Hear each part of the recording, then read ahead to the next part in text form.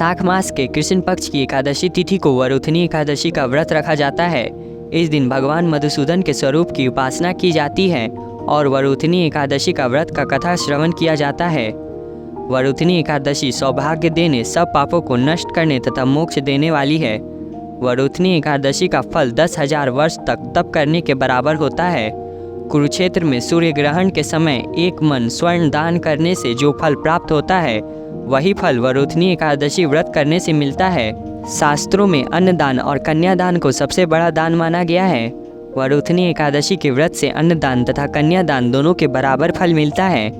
इस व्रत के महत्तम को पढ़ने से 1000 गौदान का फल मिलता है। इसका फल गंगा स्नान के फल से भी अधिक है। वरुथनी एकादशी के दिन खरबूजा का दान करना चाहिए।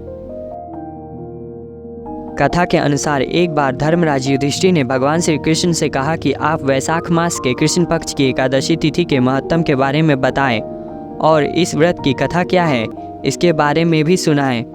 तब भगवान श्री कृष्ण ने युधिष्ठिर को वरुथनी एकादशी व्रत की कथा के बारे में बताया।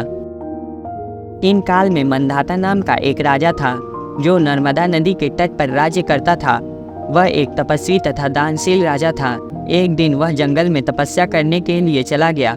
वह जंगल में एक स्थान पर तपस्या करने लगा। तभी वहाँ एक भालू आया। वह राजा मंधाता के पैर को चबाने लगा, लेकिन राजा तपस्या में लीन रहा।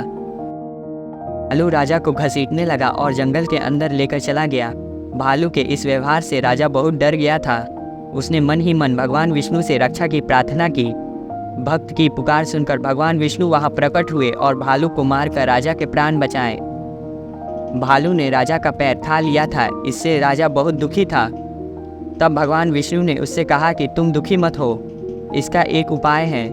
तुम मथुरा में वरुथनी एकादशी का व्रत करो। वहाँ पर मेरी वराह अवतार की मूर्ति की आराधना करो। उस व्रत के प्रभाव से तुम ठीक हो जाओगे। तुम्हारे पुराने जन्म के पाप कर्म के कारण ही भालू ने तुम्हारा पैर खा लिया। तुम बताए गए उपाय को करो। प्रभु की बात सुनकर राजा ने वरुथनी एकादशी का व्रत मथुरा में किया। वहाँ पर उसने वराह अवतार मूर्ति की विधि विधान से पूजा की, फलाहार करते हुए व्रत किया। वरुथनी एकादशी व्रत के प्रभाव से राजा फिर से सुंदर शरीर वाला हो गया। मृत्यु के पश्चात उसे स्वर्ग की प्राप्ति हुई। इस प्रकार से जो भी वरुथनी एकादशी व्रत रखता है, उसके सब पाप नष्ट हो जाते हैं और उसे मोक्ष मिलता है।